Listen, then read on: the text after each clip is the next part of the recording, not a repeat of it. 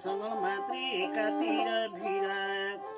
जन्मेदेखि मरुसम्म पर्दो रहेछ पिरा हे जान्छु विदेश भनेर जानु आउने ठेगाने कहिले हो कहिले भए अमीर मिश्रौली